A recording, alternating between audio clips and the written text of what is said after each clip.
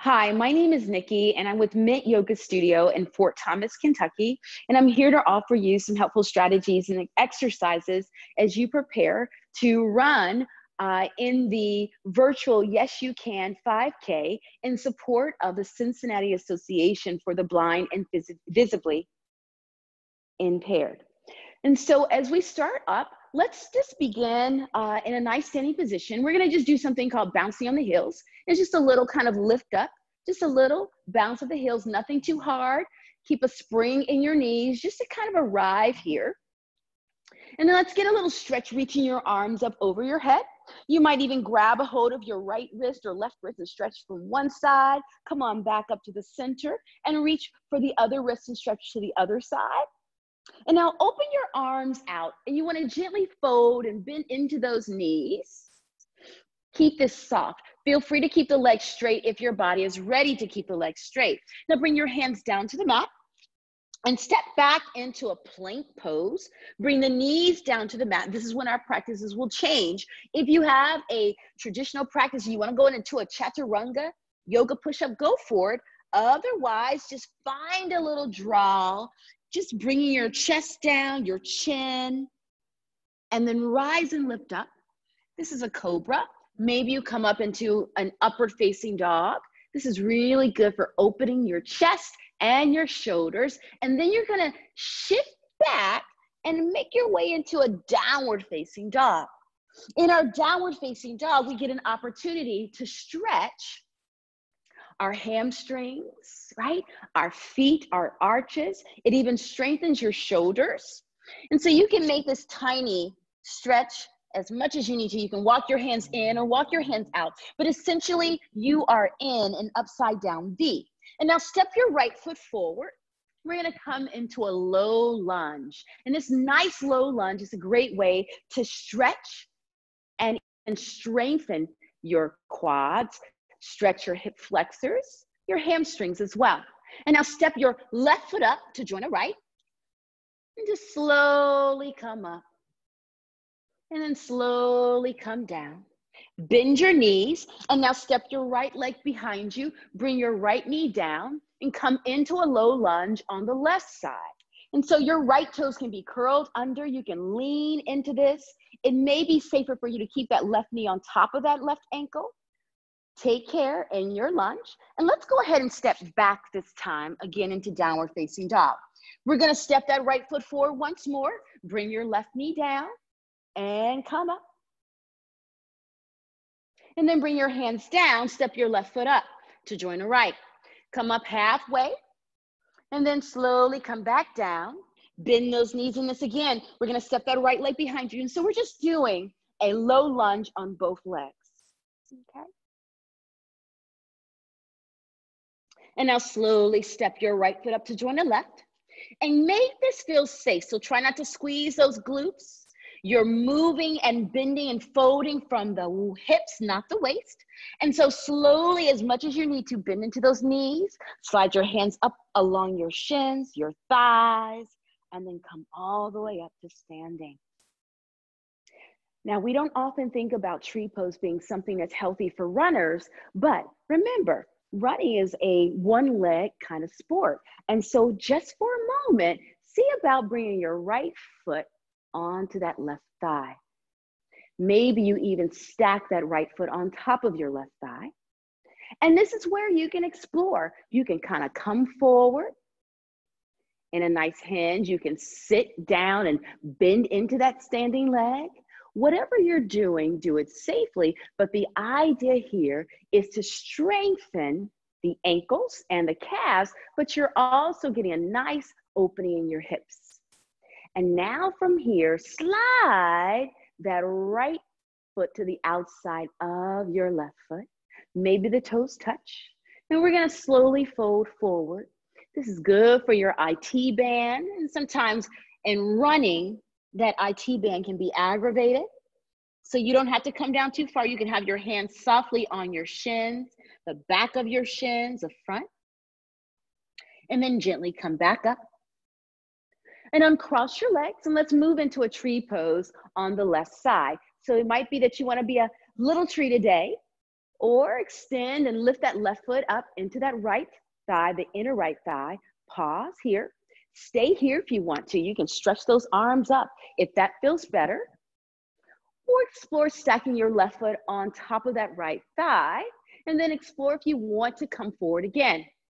If it's your journey today to bend into that standing leg, go for it. Again, we're trying to get a nice stretch and strengthening in our ankle and calves, as well as our standing foot. But you also get the benefit of a nice opening in your hips. Now slowly come back up if you like to, or you can stay down, but we're gonna cross and bring this time the left leg in front of the right. And I'm gonna show you this from the side as you begin to fold over. Again, we're moving from the hips, not the waist, because we wanna keep that lower back happy. You don't have to go too far down. Maybe your hands come towards your shins. Maybe you keep your hands towards your hips. Relax those shoulders, whatever you do. So shoulders are not coming forward. Shoulders are reaching back away from your ears. And now slowly come back up. And uncross those legs and pause. So by now, you may feel a nice little stretch in all three of your hamstring lines, as well as in your hip flexors, okay? So now from here, we're gonna open and reach our arms up, and then again, fold down, and then bring your knees down to the mat. Curl your toes under. This is really good for preventing plantar fasciitis, but again, this may not be a good thing for you. This toe stretch is also good for stretching your shins along with your quads. So see what feels appropriate. You can stay here for a few moments. And then slowly make your way all the way onto your back. And so as you come onto your back, let's just gently lift your right leg up. If you want to hold onto your right leg, you can. Try not to force your right leg towards your face. Just get a little stretch here. This can do wonders. Feel free to circle into your right ankle, one direction and then the other. You can always bring your leg forward or away from the body, and then release your right foot down. Let's do the same thing on the left side. If you prefer to have your right leg extended, that other leg is still working. So whatever is most supportive for you, and just find some circles in that ankle. You might even find a little circle in the leg. Okay. And now come all the way down, bringing both feet flat on the mat. Pause here for just a second before bringing your hands along the side of the body and lifting your hips up. Now, as we come into this bridge pose, it's easy for folks to draw your chin in, but you want to maintain length in your spine, including the neck, right? The cervical spine. This is great for spinal extension as well as strengthening your hip muscles. So just find a nice bridge. If you feel like getting fancy with it, go for it, lifting one leg up. But remember, less is often more. Once you've completed a few lifts in a bridge, a few breaths in your bridge, bring your lower back onto the mat, the sacrum onto the mat. And now draw your right knee in and come into a figure four in a reclined position. Now, oftentimes people will slide their hands behind that extended leg or bent leg. Let it be your choice. You can always have your arms out into a T. Invite the lower back to stay on the mat. You can keep your left leg bent or extended. And again, if you prefer to bring your hand behind your left thigh, go for it. Relax the shoulders, relax the mouth, relax the jaw. And then when you're ready, release that foot down. Take a moment to pause here. And let's go to the other side. Let's bring that left foot on top of the right thigh. Okay, for some of us, we may even slide that left foot to the outside of that right thigh. And then again, lift your right foot up. Your right leg is going to be parallel, calf is parallel to the floor, or extend your right leg straight, whatever feels appropriate for you. I often like to do this with my arms out, but maybe you prefer again to have your hands interlaced behind that right leg, or wrapping your hands in front of that right shin. And then releasing this out, go ahead and plant both feet flat on the mat and just pause for just a second.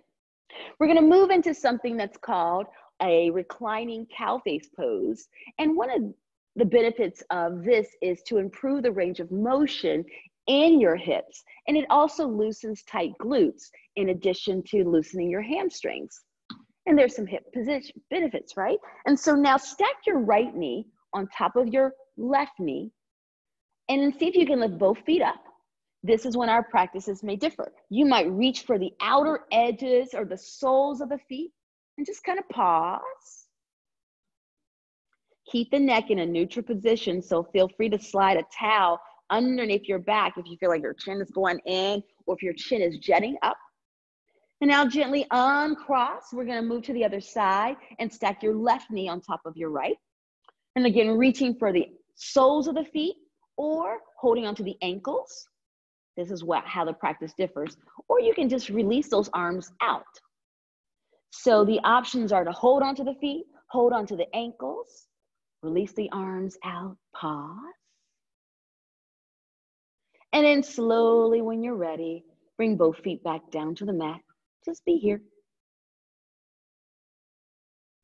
Let's go ahead and once again stack your right knee on top of your left knee.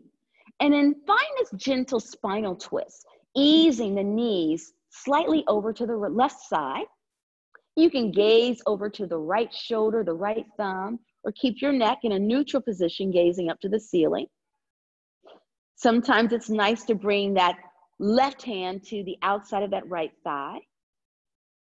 We were inviting both shoulders to stay down so you get still a nice upper chest stretch. And now come on back to the center, uncross, and stack your left knee on top of the right. Now we're gonna kind of roll over so you can almost like scoot your hips over to the left as you bring your knees over to the right. Find a little twist here. And once more, maybe you're gazing up toward the ceiling or looking in the direction towards your left hand. And perhaps you'd like to bring your right hand this time to the outer left thigh.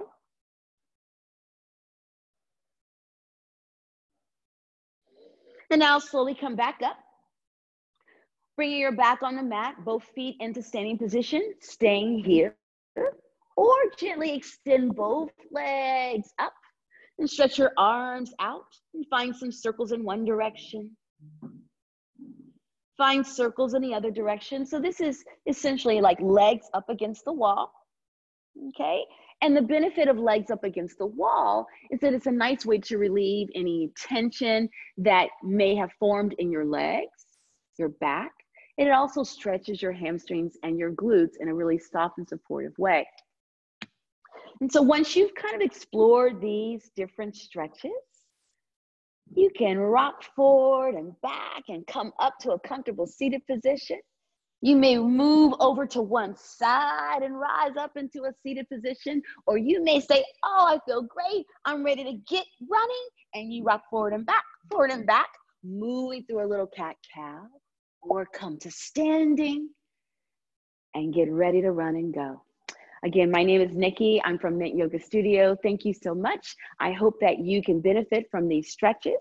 Tree pose, downward facing dog, upward facing dog, low lunge, a reclining twist, a reclining pigeon, cow face pose, and a nice stretch and strengthening bridge. Thank you so much for supporting CABVI and best wishes on your run. Take care. Namaste.